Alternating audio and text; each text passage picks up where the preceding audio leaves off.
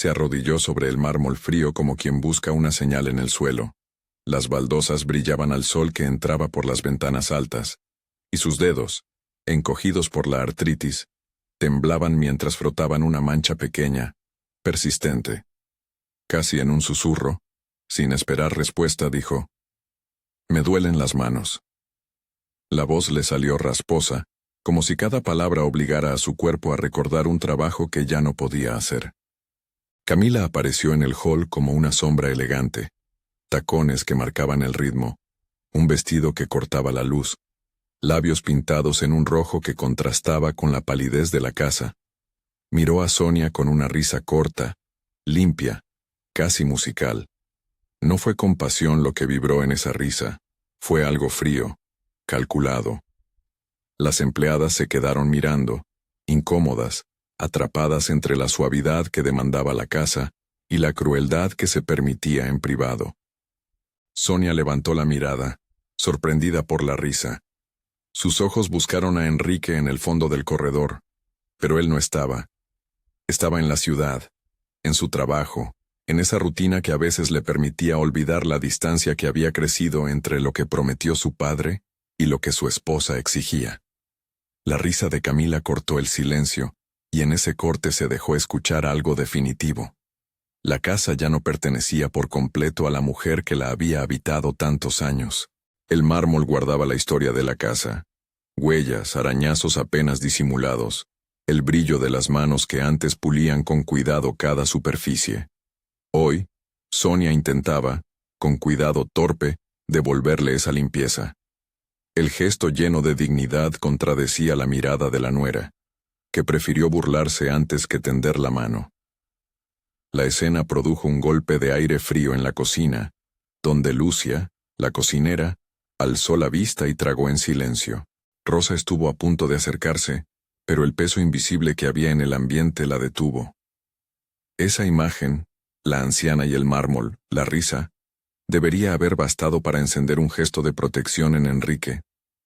Sin embargo, la vida real suele tejer rutinas que enturbian los afectos, reuniones que se extienden, viajes que justifican la ausencia, mensajes que quedan sin contestar.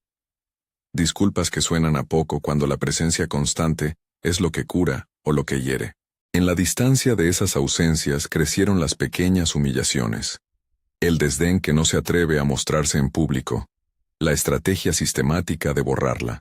Retrocedamos un poco para entender cómo una promesa que en algún momento pareció férrea, fue erosionándose con la llegada de Camila.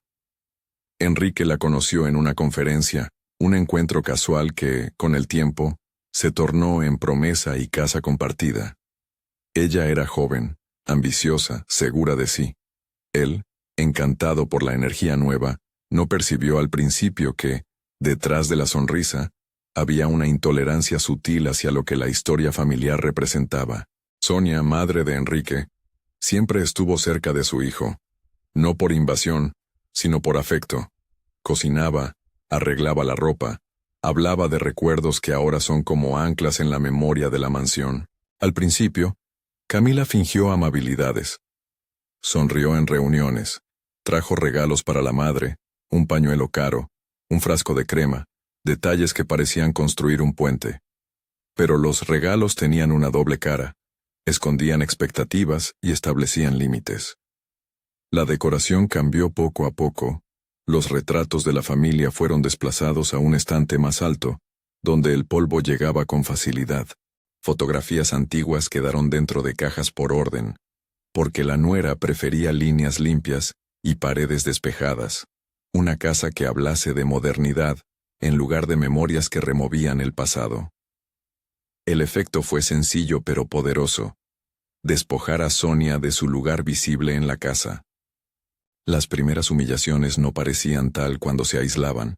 Camila pedía, con un aire de quien da una orden inofensiva, que Sonia limpiara ventanas altas, que fregara baños que exigían fuerza y equilibrio, que bajara cajas del desván aunque sus rodillas jarasen.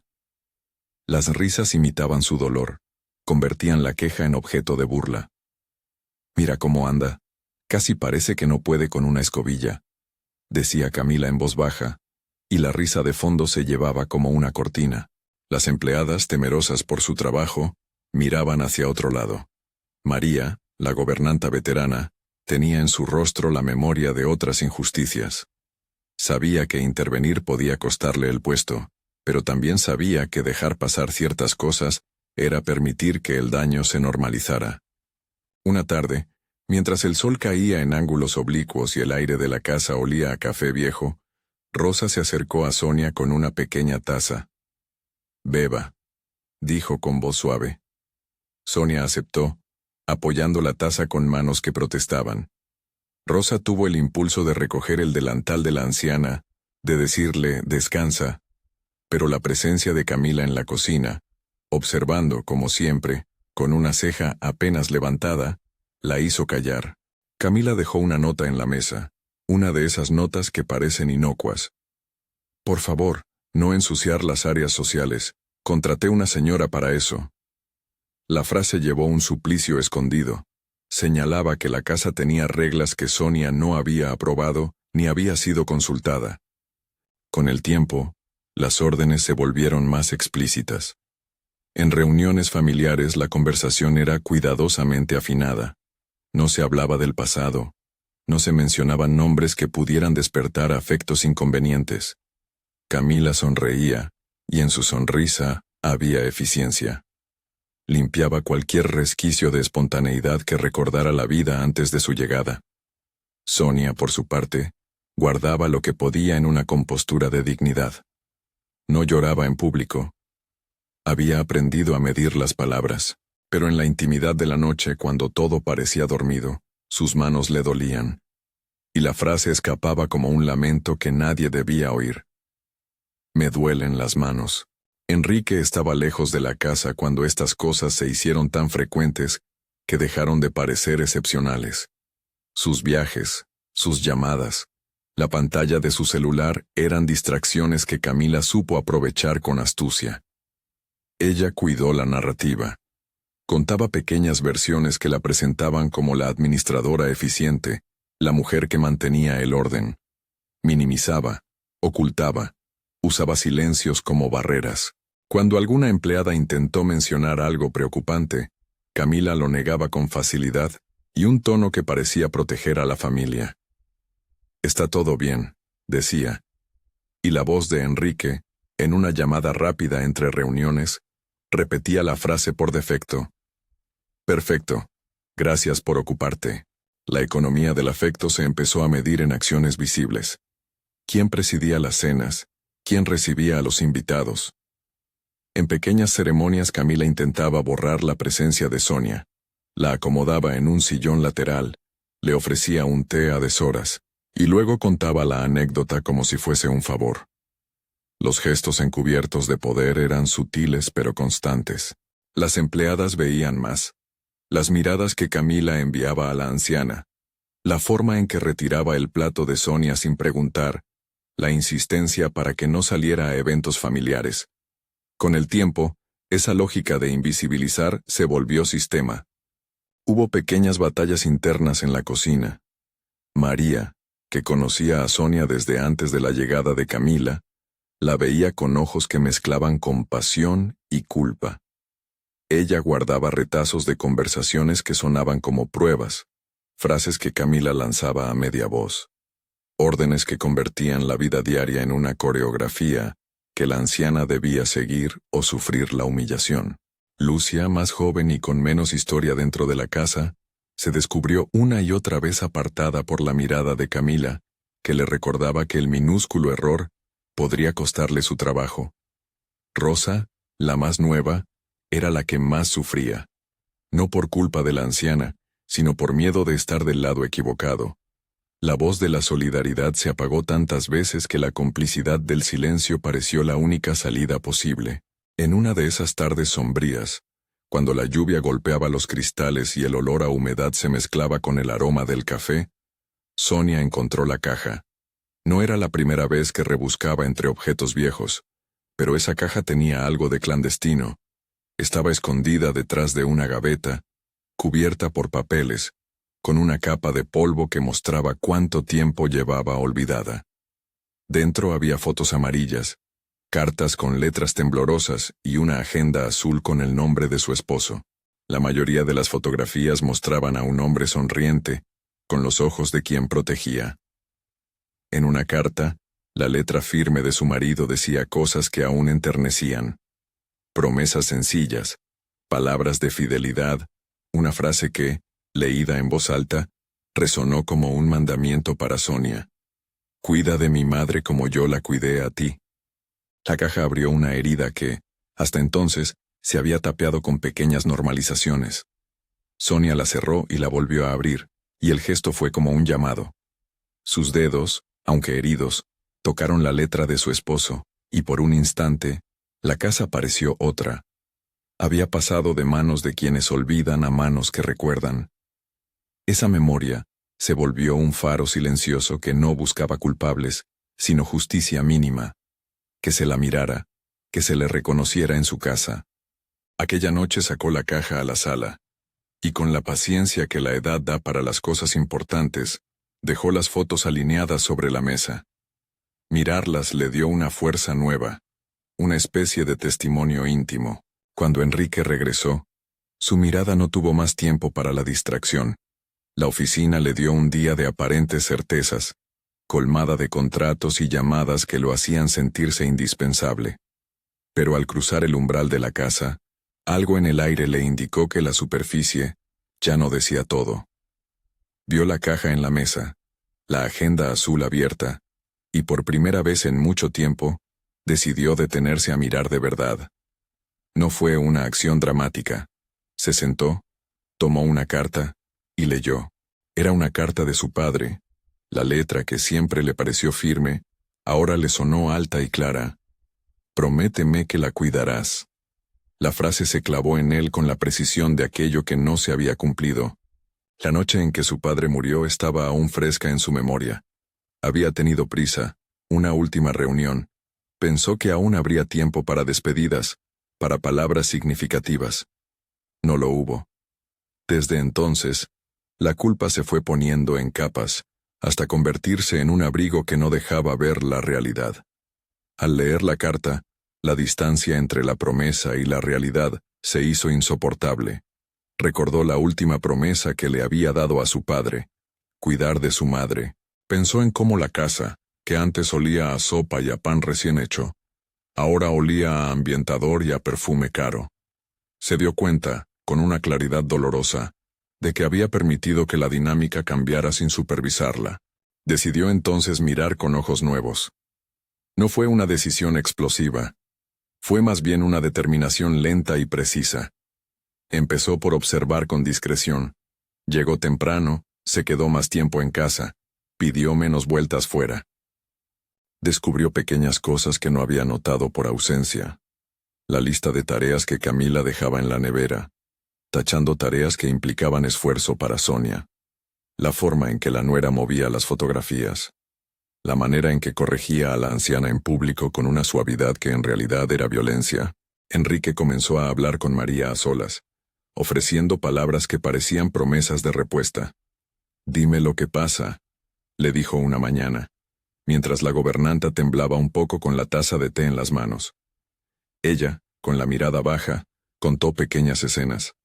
Cómo Camila reía cuando Sonia se quejaba, cómo prohibía a las empleadas ayudarla sin una orden explícita. Eran detalles fragmentados pero organizados, como piezas de un rompecabezas que empezaba a mostrar una imagen clara.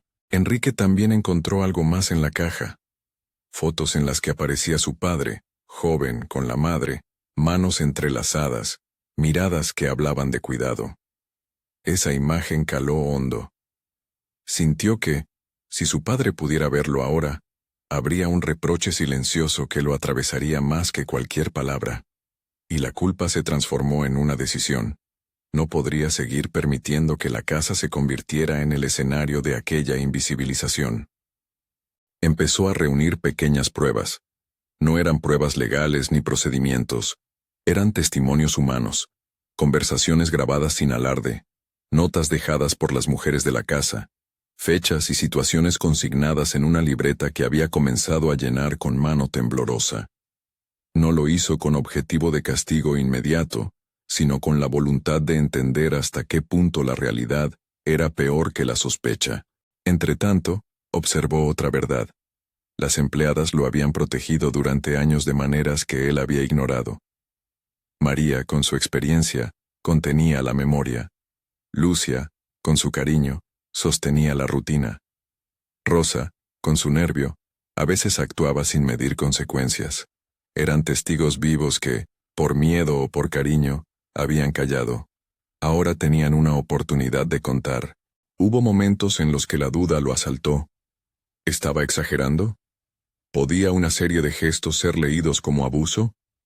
La respuesta llegó en formas pequeñas pero contundentes. En la mirada apagada de Sonia, en sus manos que le costaban arremangarse, en la frase que volvía a salir como eco en la casa: «Me duelen las manos». Esa frase, que al principio sonó como un lamento privado, ahora resonaba como una señal que requería acción. Enrique dejó de ver la frase como un susurro, y la tomó como una urgencia moral. Comenzó a planear encuentros discretos con las empleadas. Las citó en la sala, una a una, en momentos en los que Camila no estuviera. No fue fácil romper el muro del miedo. María dudó al principio. Sus manos se cerraban en torno a la taza. Lucia casi lloró. Rosa, la más impulsiva, estuvo a punto de contar todo sin pedir permiso. Enrique habló con calma, sin acusaciones grandilocuentes. Les pidió que contaran, que dijeran lo que sabían, y que lo hicieran con la verdad sin miedo. Les aseguró protección, no con promesas legales, sino con palabras humanas. «Esto termina hoy si ustedes quieren que termine», les dijo. Y hubo algo en su tono, la mezcla de culpa y de autoridad familiar, que las movió. Los testimonios fueron llegando como piezas de un relato que, hasta entonces, solo había existido en pequeños fragmentos. Rosa habló de la vez en que Camila la reprendió delante de Sonia por darle agua tibia, como si el gesto fuera una afrenta. Lucia recordó la comida que una vez no pudo servir a tiempo porque Sonia necesitaba ayuda, y fue excluida para no generar escenas. María, con la voz baja pero firme, habló de las bromas crueles que imitaban el dolor de la vieja, de la manera en que se trataba a Sonia como si fuera un estorbo más que una madre.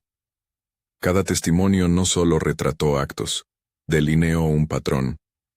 La risa de Camila, que al principio parecía un gesto espontáneo, ahora mostraba una función: anular, humillar, disciplinar. Enrique, con la lista de hechos delante, sintió que la verdad se hacía sólida. No había exageración en las palabras de las empleadas. Lo que sí había fue un largo tiempo de omisiones por su parte. La confrontación, cuando llegara, debía ser justa, pensó. No quería destruir sin entender, no buscaba humillar sino reparar. Aún así, la decisión de actuar le quemaba en las manos como si fuera un metal caliente. Sabía que expulsar a Camila de la casa sería un desenlace brusco. Y también sabía que era necesario para que la dignidad de su madre pudiera recuperarse. Esa noche, sentado en la sala con la caja abierta frente a sí, Enrique miró a Sonia dormir. Ella estaba sentada en un sillón con una manta sobre las piernas, una figura pequeña bajo la luz. Al verla así, su decisión se hizo menos teórica y más íntima. No se trataba solo de corregir un error social, sino de cumplir una promesa hecha por amor y por deuda. Movido por esa percepción, decidió que antes de cualquier gesto público, debía reunir la verdad de quienes la habían presenciado. Si Camila se defendía con mentiras, las voces de dentro de la casa serían la respuesta. Los días siguientes se convirtieron en un trabajo de paciencia. Enrique llegó temprano, olor a ciudad en su ropa, y se quedó para escuchar sin invadir. Observó cómo Camila organizaba reuniones con amigos donde hablaba de modernidad y control. Comentaba con falsa afabilidad sobre el lugar de Sonia en la casa, y hacía bromas de corte gracioso que siempre parecían dejar a la madre más pequeña. Escuchó a las empleadas en conversaciones que buscaban coordinar cómo comunicar lo sucedido. Les pidió fechas, lugares, momentos concretos. Les prometió, con la voz baja, que no las traicionaría. En una de esas reuniones, Rosa soltó algo que cambió el tono de la llamada más que cualquier prueba material. Una vez la vi empujar a Sonia para que se sentara en la mesa. No fue fuerte, pero fue como si quisiera que se sintiera inútil. Quería que la miraran y la dijeran, otra vez esa vieja. Las palabras cayeron pesadas, y en el silencio que siguió, Enrique sintió que lo inesperado, ese giro que el título dejaba entrever, podía llegar no porque planeara una venganza, sino porque la verdad, aún diminuta, se hacía colectiva, y por tanto, imparable.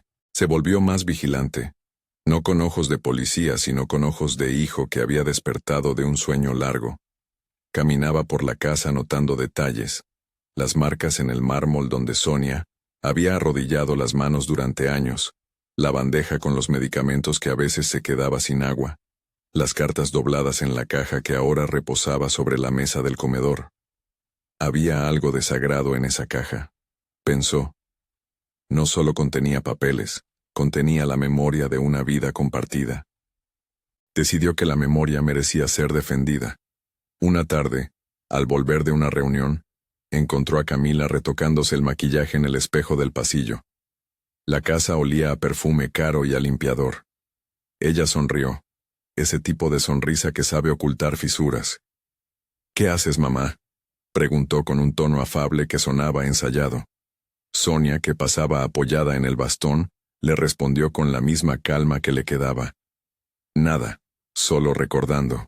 Camila lanzó una carcajada corta y dijo, «Quizás sea la hora de pensar en un hogar». La frase fue lanzada como si fuera un chiste, pero en su nuca llevaba una intención afilada. Sonia la miró con los ojos húmedos, sin exagerar, sin suplicar. La dignidad en su postura era silenciosa, pero clara. Enrique, que había escuchado desde la cocina, sintió el impulso de entrar y decir algo contundente. No lo hizo. Prefirió recoger pruebas, no para hacer espectáculo, sino para armar la verdad que justificara una acción. Reunió fechas, guardó mensajes, conversó con cada una de las empleadas en privado, anotó detalles. El plan no era humillarla en público, pensó, sino restituir la dignidad de su madre y asegurar que en esa casa no se repetirían esas pequeñas crueldades disfrazadas de eficiencia. Pero la sensación de que algo grande se avecinaba no lo abandonaba. Fue entonces cuando comprendió que la risa de Camila, esa risa cristalina que al principio parecía un gesto menor, tenía el poder de transformar la atmósfera. En nada más que en una fracción de segundo, esa risa podía convertir un pedido de ayuda en un chiste, una queja en una pose. Si la risa era la máscara, la acumulación de testimonios sería la verdad que la haría caer. Enrique pensó en la manera más digna de hacer que la risa dejara de funcionar como herramienta de invisibilización. Se nombró entonces una tarde para hablar con María. La llamó sin excusas grandilocuentes, con la misma voz que hay entre quien debe orientar a alguien a quien respeta. La cita fue en la cocina, a la hora de la merienda, cuando la luz se filtraba tibia por las cortinas y las tazas de té humeaban. María llegó con las manos callosas, la memoria enjuagada por años de trabajo, y se sentó en la mesa con la cabeza un poco inclinada. El silencio fue largo, como si ambos supieran que las palabras deberían medir su peso. «Cuéntame todo», dijo Enrique sin levantar la vista. María comenzó a hablar despacio, y sus relatos no fueron acusaciones, sino pequeñas narraciones que reconstruían el día a día. La forma en que Camila ordenaba que Sonia no tomara parte en las conversaciones, los chistes repetidos sobre su edad, la vez en que la dejó sola por horas sin agua. La voz de María no gritó. Fue firme, casi ritual, porque decía las cosas con la responsabilidad de quien protege. Enrique tomó nota mental de cada detalle, pero lo que lo conmovió fue otra cosa: el temor a perder su trabajo, el conflicto de María entre la lealtad a la familia y la lealtad a la persona a la que servía. Esa fue la prueba más dolorosa. La casa había vuelto tan fría que hasta la compasión se sentía arriesgada. Al salir de la cocina, Enrique se encontró con Sonia regando unas macetas en el invernadero. Sus manos, envueltas en guantes, intentaban cuidar la vida que no le exigía más de lo que su cuerpo le permitía. Se acercó sin hacer ruido y, por primera vez en mucho tiempo, la tomó de las manos con ternura. Ella lo miró con esa mezcla de gratitud y resignación que encierra la vejez. ¿Estás bien?, le preguntó él, como si la pregunta pudiera reparar años de descuidos. Sonia sonrió ligeramente y dejando escapar la frase que ya se había vuelto un eco en la casa, dijo: «Me duelen las manos». No fue una súplica, fue una constatación. Enrique sintió como esa constatación rebotaba en las paredes y lo obligaba a moverse. Allí, en medio del olor a tierra y a hojas, se plantó la semilla del acto que cerraría el círculo de silencio. Enrique decidió que organizaría una reunión con todas las personas de la casa. No como juicio, pensó, sino como un acto de verdad. Las voces internas debían ser escuchadas. Quería darles la palabra, recoger lo que ellas sabían, y luego confrontar a Camila con los hechos, no con suposiciones. Ese diseño mental lo tranquilizó y lo llenó de una energía nueva. Pero antes de convocar a nadie, necesitaba una certeza adicional. Quería estar seguro de que las voces serían coherentes, de que las piezas no serían manipuladas. Por eso continuó, con discreción, reuniendo pruebas. Visitó cajones, leyó notas, y se quedó con una sensación amarga. No podía reparar lo que no reconocía. El reconocimiento, pensó, solo vendría si él actuaba con prontitud y con la calma que la situación exigía. Debía reunir todo. Hablar con cada empleada. Escuchar hasta lo que parecía insignificante. Esa misma noche, cuando la casa se redujo a los sonidos mínimos, un reloj que marcaba los minutos, el aire acondicionado murmurando en una estancia lejana, Enrique preparó una libreta. En ella empezó a anotar fechas, voces, frases textuales. Abrió su teléfono y por primera vez en muchos años, dejó de priorizar el trabajo por encima de la promesa hecha a su padre. La decisión no fue un gesto heroico, fue una corrección lenta, como enderezar una planta que se había curvado por falta de luz. La casa necesitaba luz, y él iba a darla. La tensión quedó en el aire, no por ruido, sino por la acumulación de verdades que estaban por decirse. Las empleadas esperaban, con mezcla de alivio y miedo. Sonia descansaba con un parpadeo más tranquilo. Camila, en su dormitorio, ignoraba la tempestad que hervía bajo la calma aparente. Enrique tomó la libreta y la guardó en la caja junto a las cartas. Cerró la tapa como quien protege algo sagrado, y sin hacer ruido, dejó la habitación. Afuera, el jardín respiraba tranquilo, pero dentro de la casa las piezas comenzaban a moverse, alineándose hacia un momento que sería determinante. Las piezas, por fin, se movían con un propósito. Enrique cerró la tapa de la caja como quien protege algo frágil y fue preparando, con manos que ya no estaban tan seguras como antes, la reunión que había prometido.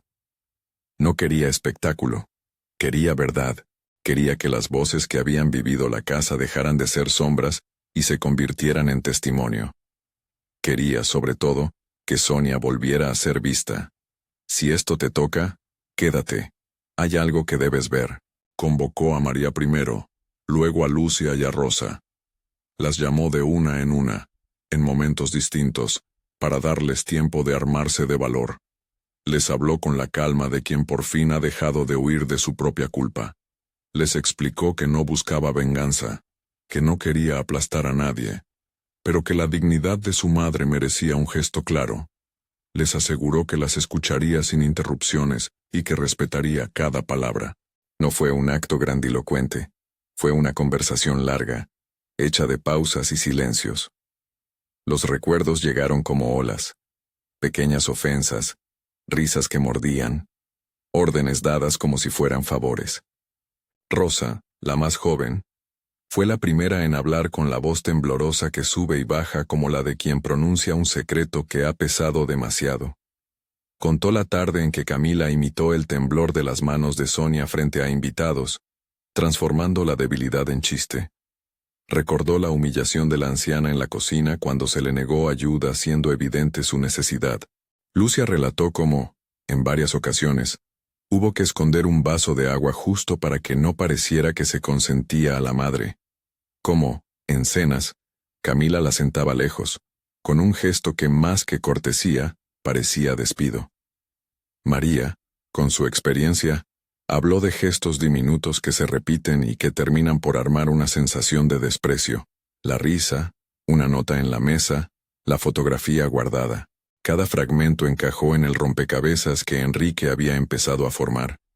No se trataba de una sola mala intención aislada, sino de una estrategia cotidiana, un sistema para borrar. Las empleadas, liberadas por la posibilidad de ser oídas, contaron sin teatralidad, con modestia y fidelidad a lo vivido. Enrique anotó, no para castigar, sino para no olvidar. Guardó las palabras como quien guarda un registro necesario para restituir algo que fue arrebatado en pequeños actos. La reunión que organizó tenía que ser pública, pero sin humillación. Decidió invitar a Camila a una cena en la que, además de ella, estarían las empleadas y Sonia. Quería que la verdad se desplegara en la casa donde había sido silenciada.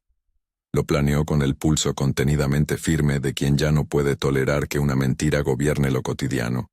La noche de la cena el salón estaba dispuesto con esa elegancia silenciosa que la casa siempre exhibía. Manteles lisos, cristalería que brillaba con la luz templada de las lámparas. Sonia estuvo presente, vestida con la discreción de quien siempre ha tenido elegancia sin ostentación. Camila llegó impecable. Un perfume que afirmaba control, zapatos que hacían ruido como metrónomo. Saludó con cortesía calculada, como si cada gesto fuera una puesta en escena.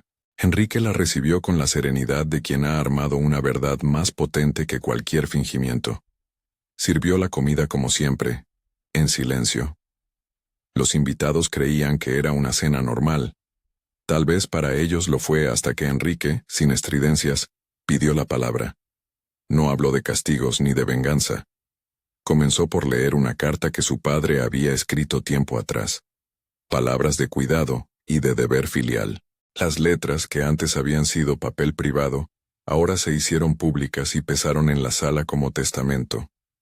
Luego pidió a María, luego a Lucia, luego a Rosa que contaran lo que sabían. Las empleadas, con la dignidad que habían recuperado, relataron con calma y exactitud.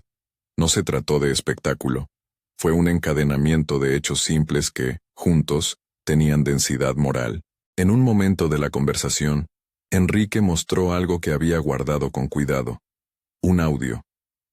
No era algo ideado para humillar. Era la grabación de una risa. La misma risa cristalina que había escuchado tantas veces. La reprodujo sin dramatismos. La risa llenó la sala, clara, absurda, y no tardó en convertirse en evidencia por sí sola. No hacía falta añadir juicios. La propia tonalidad reveló su intención. Reírse del dolor ajeno, convertir la debilidad en entretenimiento.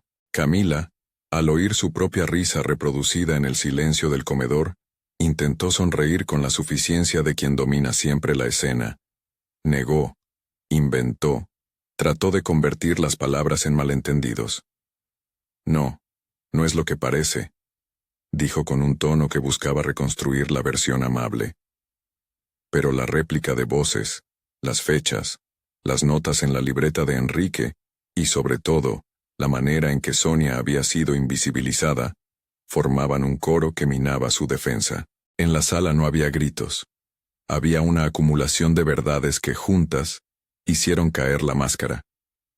Fue entonces cuando Rosa, con la voz ya establecida por el valor de la reunión, relató la vez en que Camila, en presencia de amigos, imitó el dolor de Sonia como si aquello fuera gracioso. Dijo con sencillez, reía y decía, «Ay, mira qué viejita está». Se rió de ella. Todos rieron. La frase, simple, generó un silencio que parecía sostener la decisión de Enrique. La risa que había sido arma ahora se había vuelto prueba.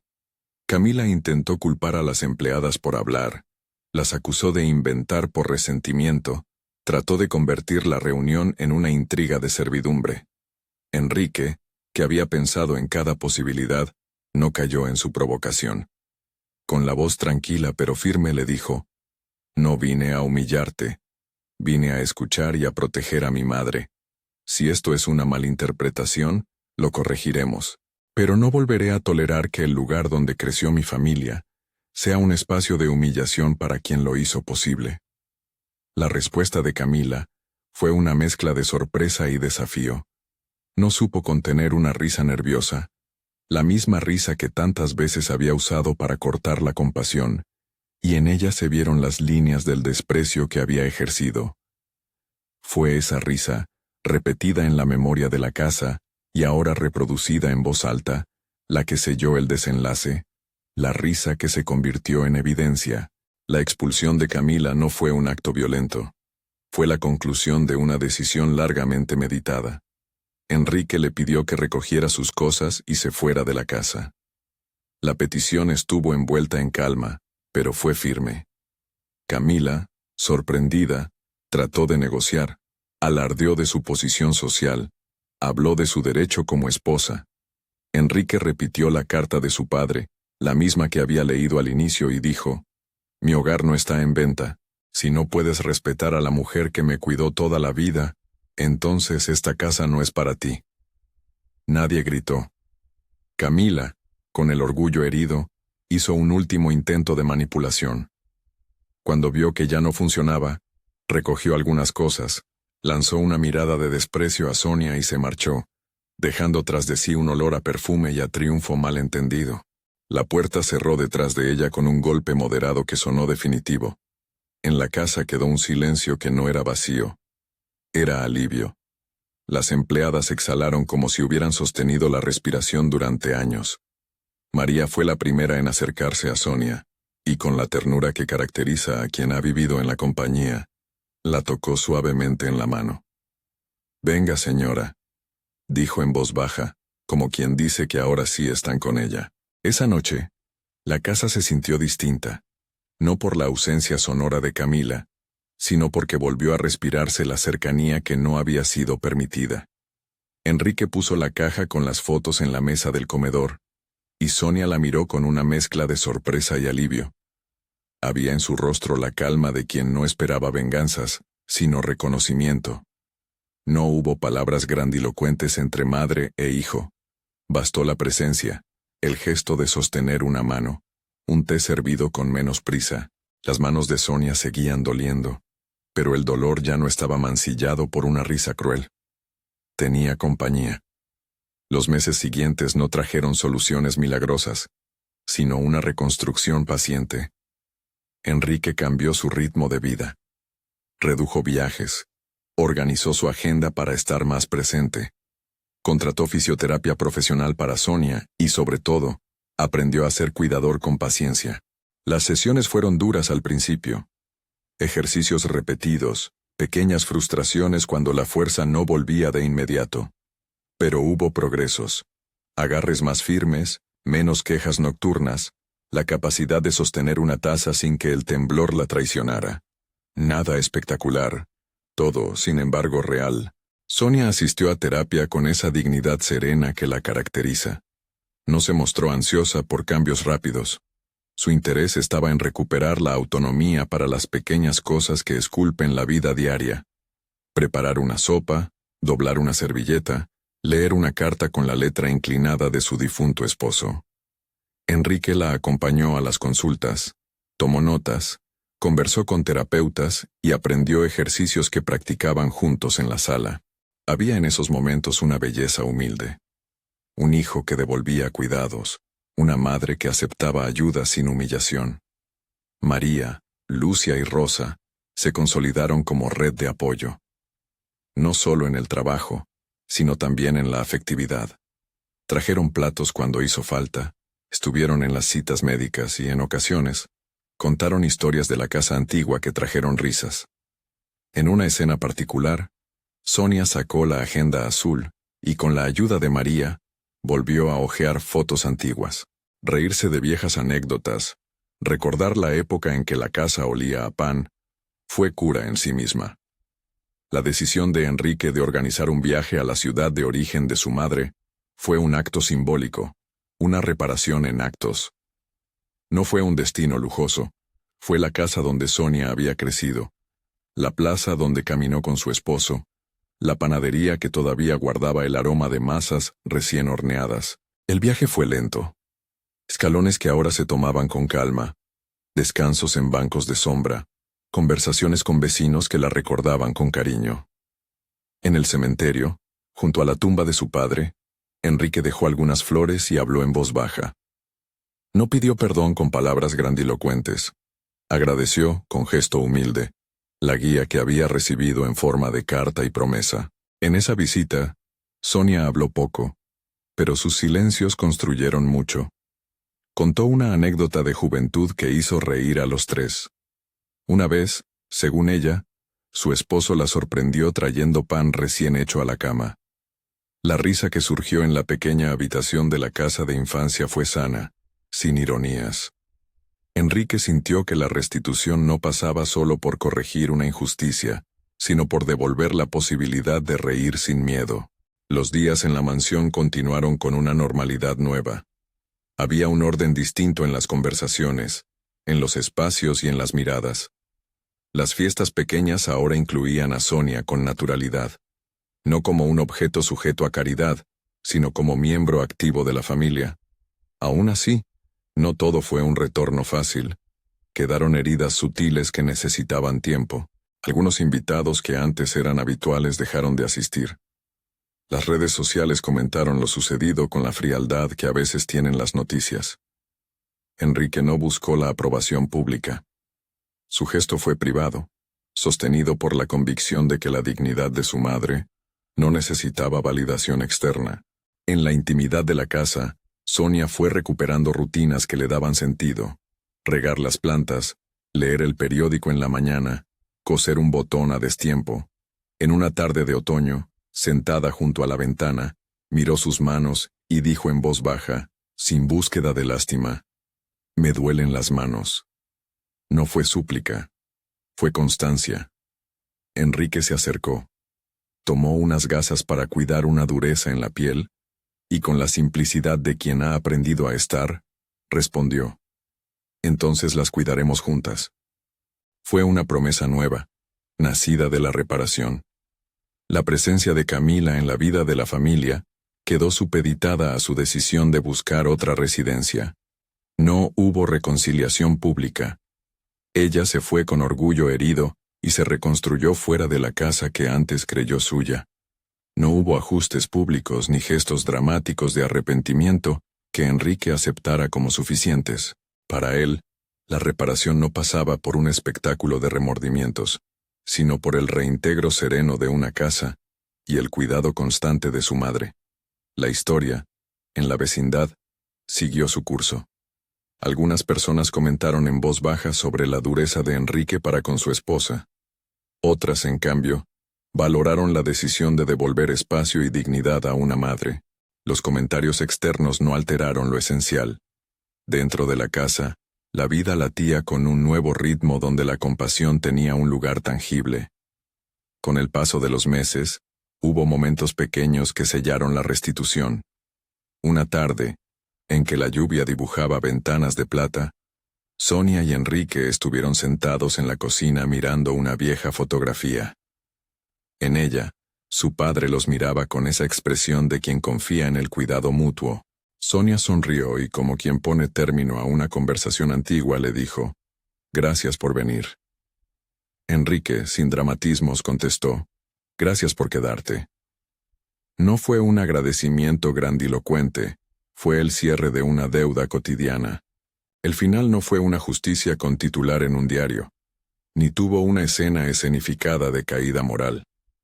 Fue una vida que se reorganizó en torno al respeto. Sonia siguió asistiendo a terapia, con altibajos, con días que parecían mejorías y otros que recordaban la fragilidad humana. La recuperación fue realista, pasos pequeños, mano a mano con el tiempo. No hubo promesas de curas milagrosas, hubo horas de esfuerzo, adaptaciones y una paciencia nueva por parte de Enrique y de quienes la rodeaban. Los tres, Sonia, Enrique y las mujeres de la casa, aprendieron algo que no se proclama en pancartas: que la dignidad se respeta con acciones cotidianas, no con palabras altisonantes. Aprendieron a medir su amor en la constancia de la presencia. Y aprendieron también que a veces la risa que humilla puede volverse contra quien la profirió cuando la verdad, reunida, habla con firmeza. Al cerrar el relato, queda la imagen de la casa en la tarde. El mármol ya no es escenario de humillación sino testigo de cuidado. Las manos de Sonia, aún frágiles, ahora encuentran respaldo. La caja con fotos vuelve a ocupar un lugar visible en la mesa. No todo se reparó de golpe, pero la dirección del cambio fue clara y sostenida. Y te pregunto a ti, ¿has visto algo así en tu familia? ¿Has presenciado humillaciones disfrazadas de bromas que silencian a un mayor? Cuéntalo abajo. Compartir estas historias crea conciencia y ayuda a que otras personas sepan que la dignidad de los mayores merece ser defendida, no olvidada.